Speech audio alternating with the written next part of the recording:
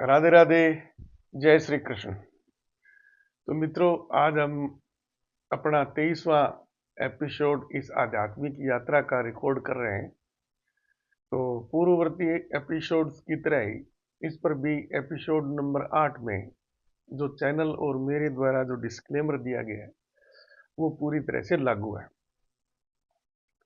तो पीछे के दो एपिसोड में हमने जीव और निर्जीव के बीच में विभेद करने की कोशिश की थी, ताकि हमें ये जो प्रकृति की जो अनूठी सौगात हमें मिली है जीव जंतुओं के रूप में, पेड़ पौधों के रूप में, तो उनका सही ढंग से वैज्ञानिक विश्लेषण कर सके और उनमें जो जीव नामक जो भी अमूर्त चीज है ना, उसके बहुत से नाम हो सकते हैं, उनकी अपने स्पष्ट वैज्ञानिक व्याख्या कर सके और वो परमात्मा से किस प्रकार से संबंध होगा। तो उसमें थोड़ा सा बिल्कुल नया कंसेप्ट मैंने आपको दिया है, तो उस पर आप मनन करो, विचार करो और ध्यान लगाओ उस पर। समाधि का मतलब ध्यान ही होता है ना, मनन करना होता है। जो आपके दिमाग में उपस्थित सूचनाएं हैं, कंप्यूटर की तरह ही उनका हम विश्लेषण करते हैं, तो उसके आधार पर ही अपन निष्कर्ष निकालते हैं, निचोड़ निकालते हैं। तो थोड़ा आज उसके लिए अपन रेस्ट रखेंगे। तो एक और अपने दैनिक जीवन में एक संख्या है 108, उसका अपन बहुत उपयोग करते हैं। हर कोई सांस्कृतिक कार्यक्रम हो, है ना, बड़ा शुभ मानते हैं इस अंक को, ऋषि मुनि इत्यादि। और हम भी किसी की सम्मानजनक उपाधि देने के लिए श्री श्री 108 या श्री 108 या इस प्रकार के हम जो शब्द हैं उनका उपयोग करते हैं। और जो भक्ति योग वाले हैं वो अपने आराध्य का जाप करते हैं, तो हाथ में माला रखते हैं वो, तो माला में भी 108 मन के होते हैं। तो और भी बहुत सी चीजों के लिए, जैसे कि मंदिर वंदिर पहले बनते थे तो उसमें श्री यंत्र लगा हुआ हुआ करता था, और वो पूरा ही ज्योतिष विज्ञान इत्यादि का ही बड़ा ही जबरदस्त वो श्री यंत्र, अध्यात्म की बहुत उच्चतम श्रेणी की वो वैज्ञानिक डिजाइन है। और भी दुनिया भर के उदाहरण मिलेंगे आपको। तो ये संख्या कहाँ से आई है, तो इसका मतलब क्या, हमारा मतलब आध्यात्मिक जीवन में इसका क्या महत्व है, तो दोनों पक्ष हम देखेंगे। पौराणिक ग्रंथों में इसका उल्लेख किया गया है, तो वहां पर आज इसका अपन किस प्रकार से अर्थ लेते हैं, और आधुनिक विज्ञान में इसका क्या महत्व है, सबसे महत्वपूर्ण। क्योंकि मैं तो ज्ञान योगी हूँ, ज्ञान योग का उपासक हूँ, तो मैं तो टोटल सब वैज्ञानिक आधार पर व्याख्या करता हूँ, क्योंकि वैज्ञानिक आधारों का पूरा प्रमाण आज अपने को उपलब्ध है। तो किसी की कोई शंका सुबह की गुंजाइश ही नहीं रहती। भक्ति योग की सबसे बड़ी समस्या यही है कि अपन इष्ट को लोगों के कहे सुने के अनुसार इष्ट धारण तो कर लेते हैं, लेकिन उस इष्ट पर अपना विश्वास नहीं जमता। विश्वास जमे बगैर उससे हमें फायदा नहीं होता। और विश्वास कब जमेगा, क्योंकि आज भौतिक युग में हमारे चारों तरफ इस प्रकार के गजट्स हैं, गाड़ियां हैं, हवाई जहाज है इत्यादि है, साधन है, और तो उससे हम क्या कि भटक जाते हैं। और शुद्ध या पौराणिक कथाओं के अनुसार ही अगर आप भक्ति योग की मार्ग पर चलने का प्रयत्न करें तो बहुत जल्दी भटक जाते हैं, हमारा विश्वास डगमगा जाता है। फिर हम बार बार इष्ट बदलते घूमते हैं, या और भी जो अन्य हमारी भ्रांतियां हैं उस उनके पचड़ों में पड़ जाते हैं। तो 108 का अपन प्रारंभ करें, तो 108 की संख्या तो हमारे वेद पुराणों में बहुत जगह इसका उपयोग हुआ है। दुनिया भर के इसका वो क्या बोलते हैं, वर्णन है, सांख्य योग में भी है, और जहां पर भी आप जो वैदिक गणित नाम जहां से आ जाता है। बस वो दिक्कत ये थी कि हमारे पुराणों में जो क्या नाम, जितने भी वैज्ञानिक सूत्र इत्यादि वैज्ञानिक गणनाएं थी ना, वो सारे श्लोकों के रूप में थी, काव्य रूप में थी वो। तो अंकों का 1 2 3 4 इस प्रकार से अंकों का बहुत ही कम उपयोग किया गया है। ज्यादातर वो शब्दों के रूप में है, जैसे योजन बोल दिया, कोटि बोल दिया, इस प्रकार के शब्द है। तो अब क्या है कि आजकल इस युग में फिर आगे जो उनकी व्याख्या करने वाले थे, आगे फिर श्रुतियों के रूप में वो जो ग्रंथ हमारे एक पीढ़ी से दूसरी पीढ़ी को स्थानांतरित हुए थे, है ना, तो उसमें भी काफी मैनिपुलेशन हो गई, सही ज्ञान हम तक पहुंचता नहीं है। आधुनिक विज्ञान का जो ज्ञान है ना वो बिल्कुल सटीक है, सारे प्रमाण अपने सामने उपस्थित है, तो वहां पर किसी प्रकार का कोई कंफ्यूजन नहीं होता। और मुझे ईश्वर से साक्षात्कार होने का कारण यही था कि क्योंकि वैज्ञानिक प्रमाण उपलब्ध थे, मेरा उसमें अटूट विश्वास हो गया। आगे उसमें मैंने ध्यान उसका किया, 35 साल की मेरी, आप यही मान लो कि ध्यान साधना है। 35 साल की समाधि बोल लो, आप कुछ भी बोल लो, उसको छोटी नहीं होती वो। और इसमें क्या है कि सबसे मजेदार चीज है कि मेरे को कहीं पर भी पहाड़ों में या घर से गायब होने की जरूरत नहीं थी। घर गृहस्थी के अपने गृहस्थ आश्रम के सारे काम पूरे किए, और साथ में वो दिमाग में फ्री चलते थे, तो दिमाग में वो मंथन चलता रहता था। तो फालतू के इधर उधर के राजनीति इत्यादि जो सामाजिक घटनाएं, उनकी तरफ मेरा दिमागी फितूर नहीं गया, और मैं एक ही डायरेक्शन में चलता रहा। तो बहुत जल्दी मुझे इस मामले में जो वांछित जो लक्ष्य है वो मैंने प्राप्त करे, और उसका वांछित लाभ, खूब भरपूर लाभ उठाया। उसको मैं ईश्वर की कृपा ही मानूंगा। तो 108 का अपन वो करेंगे। तो सबसे पहले तो सबसे मजेदार तो मैं वैज्ञानिक आपको वो देता हूँ। आधुनिक जो गणितज्ञ है ना, अभी मैं एक दो का नाम लूंगा जिनके रिकॉर्ड है, जिनका आधार है अपने पास में। तो उन्होंने इसको ब्रह्मांड की संरचना का मूल आधार माना है। ब्रह्मांड की संरचना का मूल आधार माना है 108 को। अब 108 कहां से आया? कोई भी आकाशीय पिंड दूसरे आकाशीय पिंड के गुरुत्वाकर्षण बल से प्रभावित होता है, और उस बल को संतुलित करने के लिए, ताकि वो आकाशीय पिंड अपनी परिधि में स्थिर रह सके, यानी स्थिर का मतलब अपना जो परिसीमा है उसको छोड़कर भागे नहीं वो, और वो एक वृत्ताकार या दीर्घ वृत्ताकार कक्षों में वो चक्कर लगाते हैं। चंद्रमा पृथ्वी का चक्कर लगाता है, पृथ्वी सूर्य का चक्कर लगाती है, सूर्य गैलेक्सी के द्रव्यमान केंद्र के चारों तरफ चक्कर लगाता है, वो गैलेक्सी है वो फिर और बड़े गैलेक्सियों के समूह के द्रव्यमान केंद्र के चारों तरफ स्थिर कुछ नहीं है। नाभिक में आप चले जाओ, है ना, परमाणु में, तो नाभिक के चारों तरफ इलेक्ट्रॉन चक्कर लगाते हैं। नाभिक के अंदर क्या नाम, प्रोटॉन और न्यूट्रॉन, वो भी अपनी कक्षाओं में चक्कर लगाते हैं। स्थिर कुछ नहीं है, कोई भी स्थिर नहीं है, क्योंकि उस जो बल लग रहा है ना, उसको फिर उनको सेंट्रीफ्यूगल बल जो बोलते हैं, अभिकेंद्रीय बल, उससे संतुलित करना पड़ता है, तब वो एक स्थिर कक्षा के अंदर चक्कर चक्कर लगा सकते हैं। अगर इनमें इम्बैलेंस हो जाएगा, है ना, तो या तो वो जो भी है आकाशीय पिंड जैसे चंद्रमा है, तो या तो वो अपने जो जिसके चारों चक्कर लगा रहे ग्रह वगैरह उस पर जाके गिर जाएगा, या उससे फिर वो पलायन कर जाएगा, दूर चला जाएगा, वो और किसी गुरुत्वाकर्षण में क्षेत्र में जाके वहां पर अपने वो व्यवस्थित हो जाएगा। तो पृथ्वी और चंद्रमा की दूरी, ठीक है ना, पृथ्वी और चंद्रमा की दूरी, उसमें आप चंद्रमा के व्यास का भाग दे दो, है ना, तो आपको अंक प्राप्त होगा वो 108। सूर्य और पृथ्वी के बीच की दूरी, सब गणनाएं आपके एक इंटरनेट पर क्लिक करते ही सारी चीजें मिल जाएंगी आपको। मैं तो आपको एक इंटरेस्ट क्रिएट करने के लिए कुछ ही आपको मैं रोचक तथ्य बताऊंगा, जिससे आपको क्या है कि ये चीजें फटाफट मिल जाए। और अभी मैंने ये वीडियो रिकॉर्ड करने से पहले तो मुझे एक बार रिफ्रेश कर लेते हैं, तो मैंने इंटरनेट से सर्च करके वो सारे स्क्रीनशॉट जो जरूरत थी ना, वो मैं आपको बिल्कुल आंकड़ों सहित बताता जाऊंगा। तो अभी वीडियो खत्म, जब आप दोबारा वीडियो सुनते हो ना, तो खट से अपना मोबाइल पास में रखो, वीडियो को जहां पर भी मैं 108 बोला ना, इसका मतलब आकाशीय पिंडों की दूरियों के अनुपात के रूप में, तो खट से आप इंटरनेट खोलो गूगल पर, और जो माइक्रोवेव में बोल दो 108 का गुरुत्वाकर्षण बल के क्षेत्र में महत्व, ये लो जी, टोटल सारे डाटा आ रहे हैं, फटाफट सारी चीजें आपके सामने आ जाएंगी। तो पृथ्वी और सूर्य के बीच की दूरी को सूर्य के व्यास से भाग दे दो, ठीक है ना, 108 आएगा। इस ब्रह्मांड में जितने भी आपको आकाशीय पिंड दिखाई दे रहे हैं, सब में आप दो आकाशीय पिंड है, तो एक आकाशीय पिंड की व्यास को उनके बीच की दूरी का भाग देते जाओ, देते जाओ, देते जाओ, सारे जो आपको तारे, नक्षत्र, गैलेक्सियां फ्लैक्सियां जो भी आपको दिखाई दे रही है, ठीक है ना, सब में ये संख्या 108 ही आएगी। इतनी गजब गणित है। और कहाँ वेदों, ये तो दूरियां पता लगी है, वैज्ञानिकों ने इनके व्यास ज्ञात किए और गुणा भाग करके आपने देखा वो उस टाइम से हमारे हमारे वैदिक जो ऋषि मुनि थे, वैज्ञानिक थे, उनको इस चीज का पता था।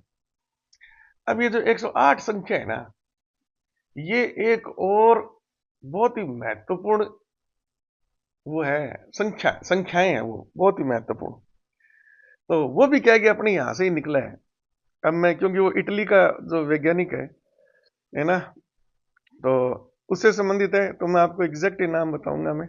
हाँ, इटली का एक वैज्ञानिक था, 1170, 1192 में तो पृथ्वीराज के साथ में लड़ाई हुई थी मोहम्मद गोरी के, उसके समकालीन। तो गणितज्ञ लियोनार्डो फेबोनाची, तो अपन फेबोनाची के नाम से बोलेंगे।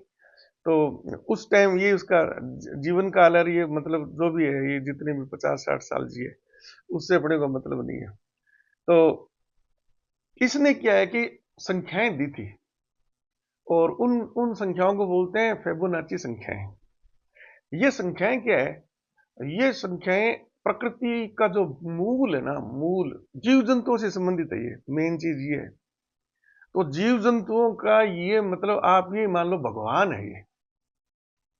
पहले तो ये संख्याएं क्या है, तो ये आपको थोड़ा सा समझना है। अच्छा, ये फेबोनाची को ये संख्याएं मिली कहां से? तो हमारे वैदिक गणित से यहां से ज्ञान गया था अरब में, और अरब में जाने के बाद में इसने जो अपना जो लिखा है ऑटोबायोग्राफी, उसने लिखा है कि मैं जी अरब के अंदर, मिस्र के अंदर गया, तो वहां पर मेरे को कुछ लोगों से पता लगा था, और इसको हिंदी अरबी जो अपनी संख्या लिपि है ना, बोले हिंदी अरबी संख्या लिपि के जो जानकार थे ना, तो उन्होंने मेरे को ये संख्याएं बताई थी। तो और उसने बाद में, क्योंकि यूरोप का था, वो उसने अपने हिसाब से वो लिपिबद्ध कर दिया। फिर आपको तो ये पता ही है ना कि अपने ज्ञान को तो ज्ञान दुनिया मानती नहीं थी, है ना, तो वो उस हिसाब से उसके नाम से ये नाम फेमस हो गया। तो फेबोनाची को वो अरब से वो मिला, फिर उसने संख्याओं का, संख्याएं बहुत आसान है, सिंपल है। इसमें आपको क्या करना है, जीरो से स्टार्ट करना है, और आपको आगे वाली वो संख्या लिखनी है जो मतलब इसमें कोई भी संख्या है ना, वो उससे पहले वाली दो संख्याओं के योग के बराबर है। तो जैसे मैं बहुत ही सिंपल सिंपल बोलूंगा, तो आपको भी कोई ज्यादा मुश्किल नहीं है। जैसे पहली संख्या आएगी इसमें एक, सॉरी जीरो। अब आपको जीरो और एक दोनों को जोड़ दो और आगे वाली संख्या लिख दो, कितनी आ गई, एक। अब ये तीन संख्या हो गई, जीरो एक एक। तो लास्ट वाली दोनों संख्याओं को जोड़ दो और आगे लिख दो, कितना आ गया, दो। अब दो से पहले वाली संख्या इसमें जोड़ दो, तो दो और एक तीन, आगे वाली संख्या तीन। तो जीरो एक एक दो तीन पांच, अच्छा फिर पांच के पहले तीन था, पांच और तीन आठ, और फिर क्या नाम है, आठ में पांच जोड़ो तो तेरह, तेरह में आठ जोड़ो तो 21। इस प्रकार से क्रम चलता है ये। तो ये अनंत क्रम है ये। तो इन संख्याओं को बोलते हैं फेबोनाची संख्याएं।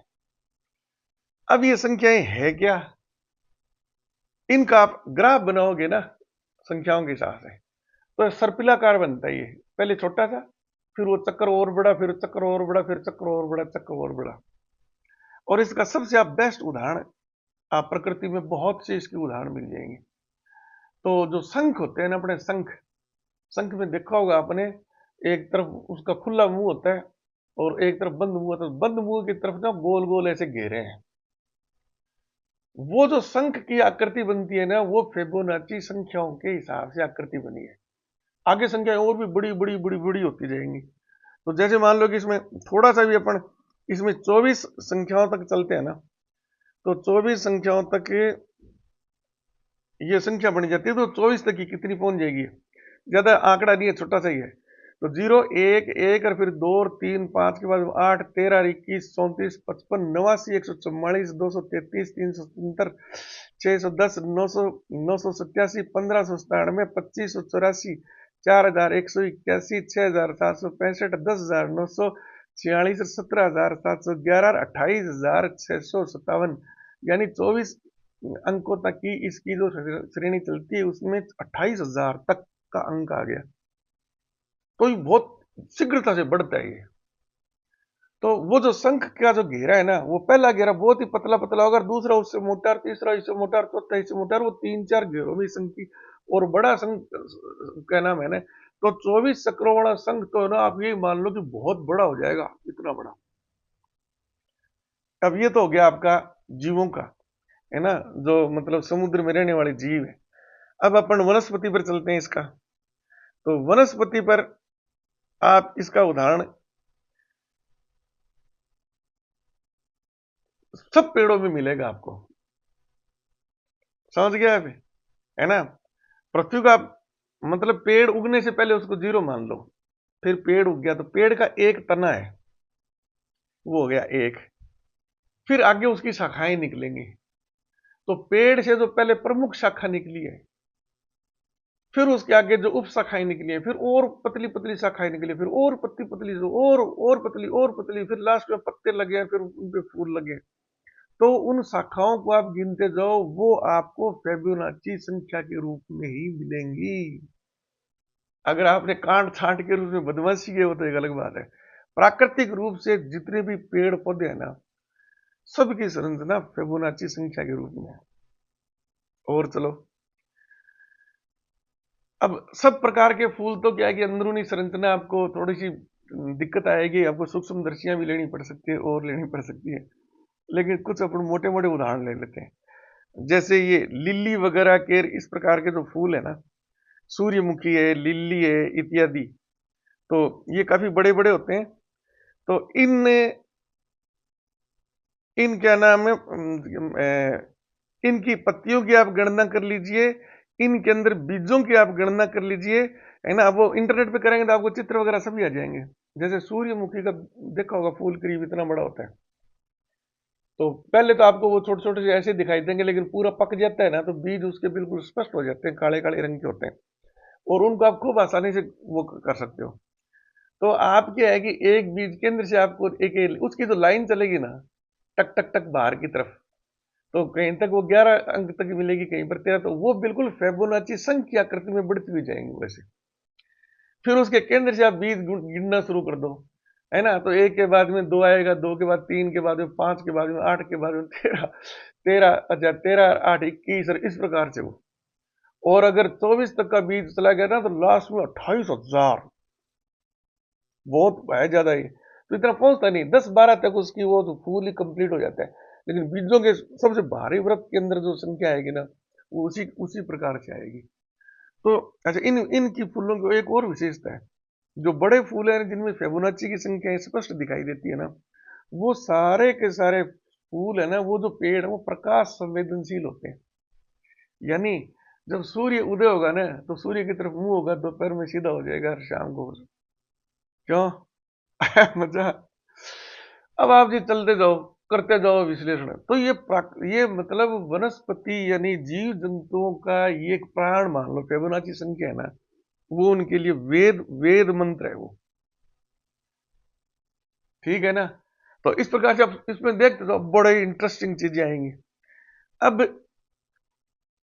108 का आपको एक और बहुत बढ़िया उदाहरण है। जैसे अपन ब्रह्म मानते हैं, ईश्वर मान लो, कुछ भी मान लो आप, तो हमारी जो देवनागरी लिपि है ना, उसमें स्वर और व्यंजन है।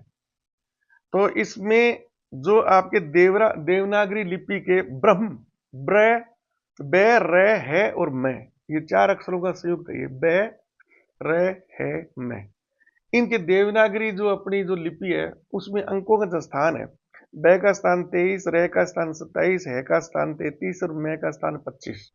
जोड़ो इनको, 108। तो 108 अंक है ना, ये प्रकृति की संरचना का मूल मंत्र भी है, और ये ब्रह्म को भी प्रदर्शित करते हैं।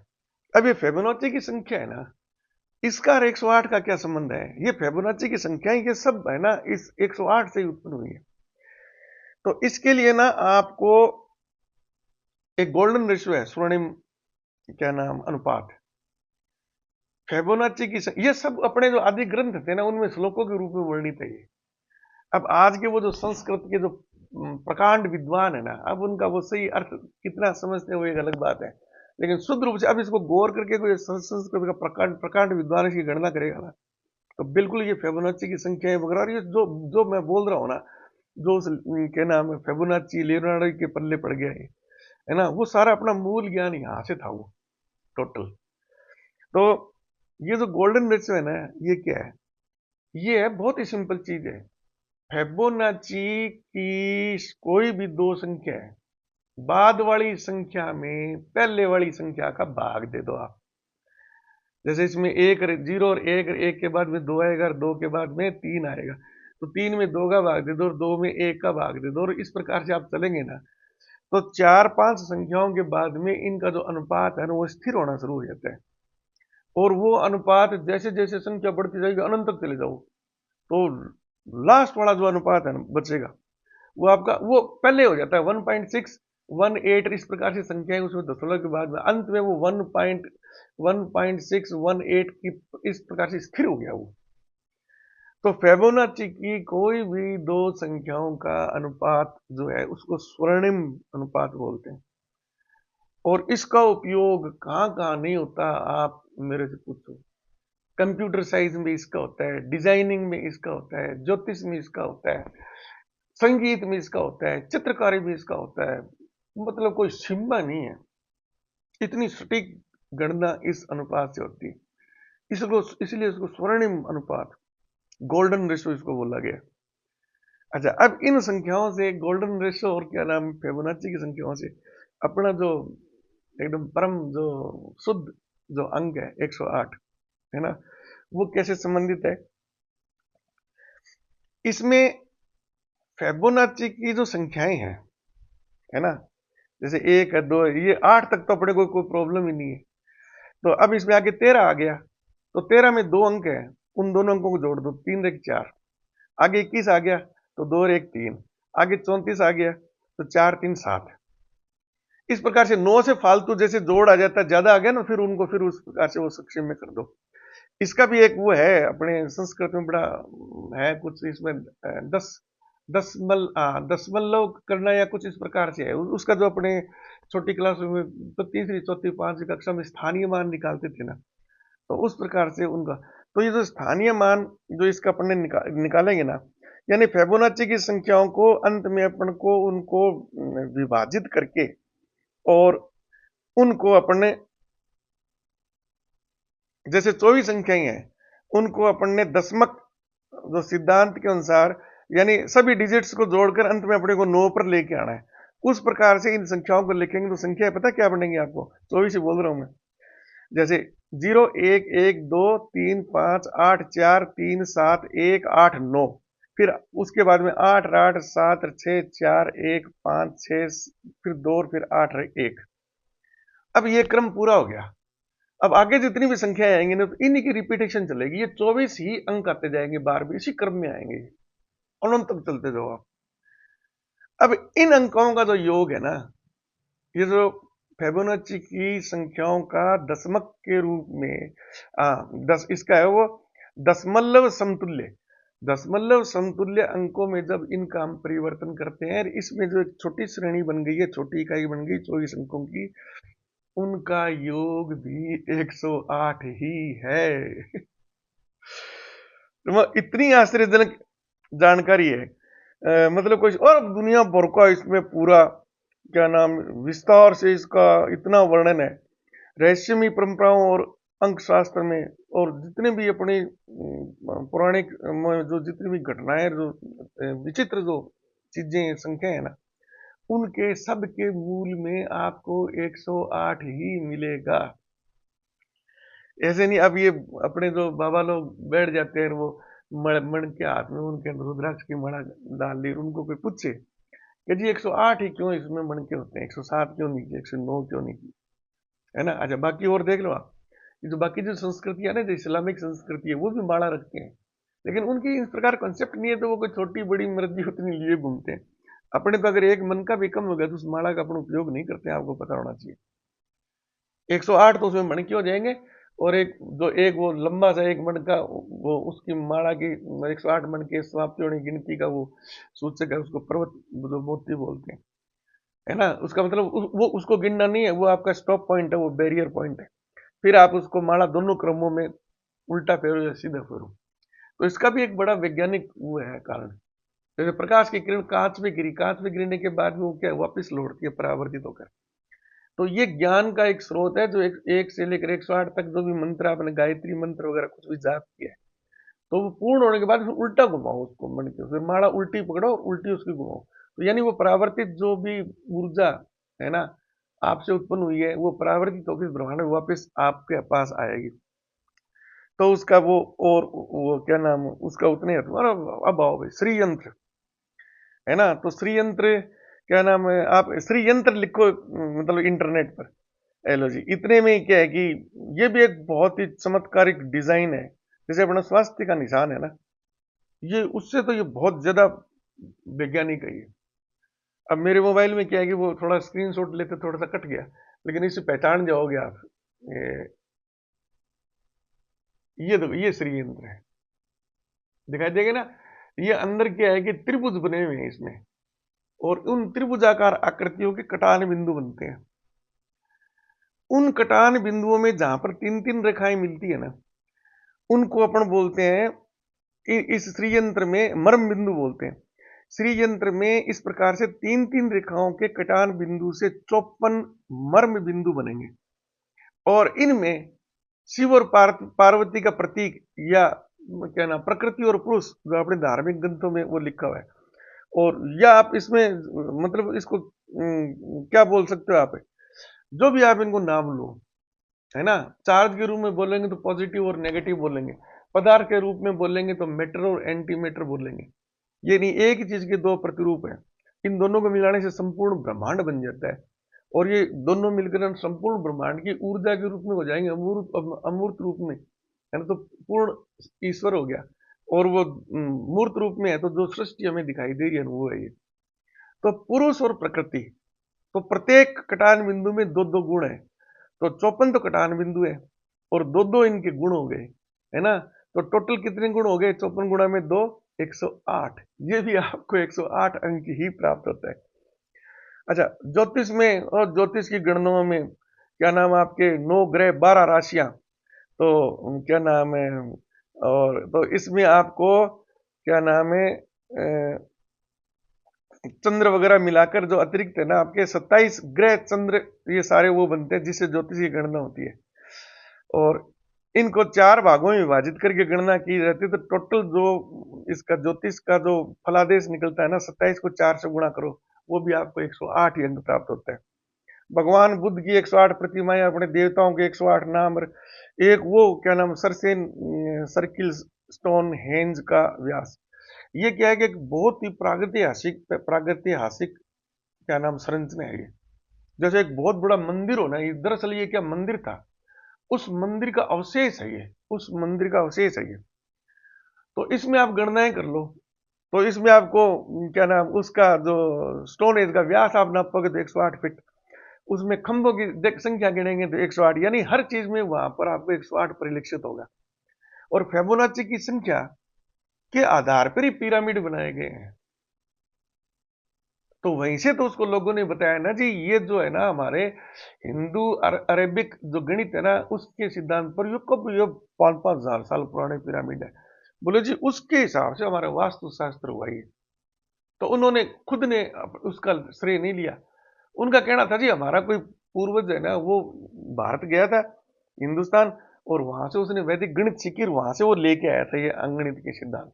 तो इसको हिंदू अरेबिक जो लिपि है, ये लिपि भी अपने को जो है ना हिंदी में लिखते हैं, वो उनको उन्होंने नकल की। अरबी में लिखे ना, अपने पुराने जो लिपि के होते थे ना अक्षर, एक का अलग प्रकार से बनाते थे, दुआर तियार चौकार पांचार चिकार नुआर, इस प्रकार से। शून्य इसी प्रकार का था, बाकी सारे अंक भिन्न थे। तो अरेबिक में इसी प्रकार से वो सब ज्ञान यहाँ से गया हुआ है।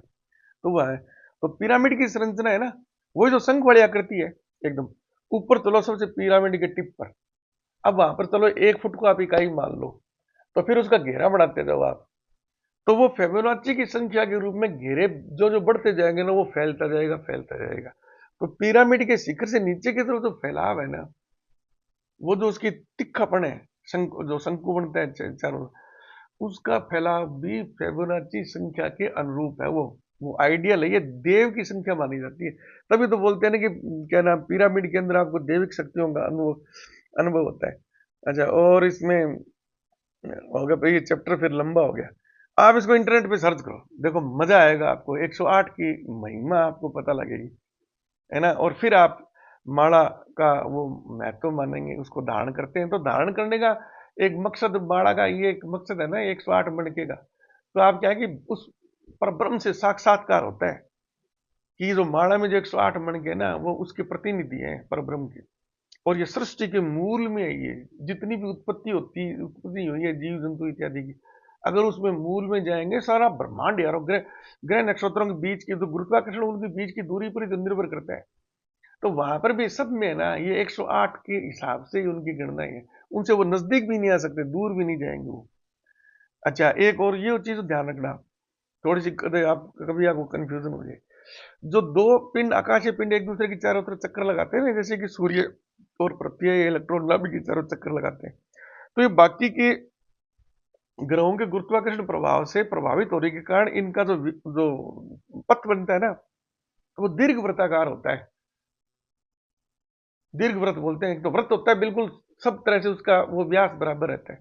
दीर्घ व्रत में एक तरह से वो अंडाकार एक तरफ से फैला होगा और दूसरी तरफ से सिकुड़ा होगा, तो उसमें आपको औसत लेना है। और ये साल में क्या है कि जैसे चंद्रमा पृथ्वी की चारों तरफ चक्कर लगाता है, तो एक दिन ऐसा आएगा महीने में, क्योंकि महीने में चंद्रमा का पृथ्वी की चारों तरफ चक्कर आ जाता है, एक विशेष तिथि को ना वो उस दीर्घ व्रत के औसत दूरी के बराबर चंद्रमा और पृथ्वी के बीच में वो दूरी आएगी, है ना। उस वक्त की, या सीधा बोल दो दीर्घ व्रत की औसत दूरी है ना, यानी पृथ्वी और सूर्य के बीच की जो दूरी की गणना करेंगे वो दूरी परिवर्तित होती रहती है, उसका औसत लेंगे तो अधिकतम और जो न्यूनतम व्यास को उसको जोड़ दो, 2 से भाग दे दो।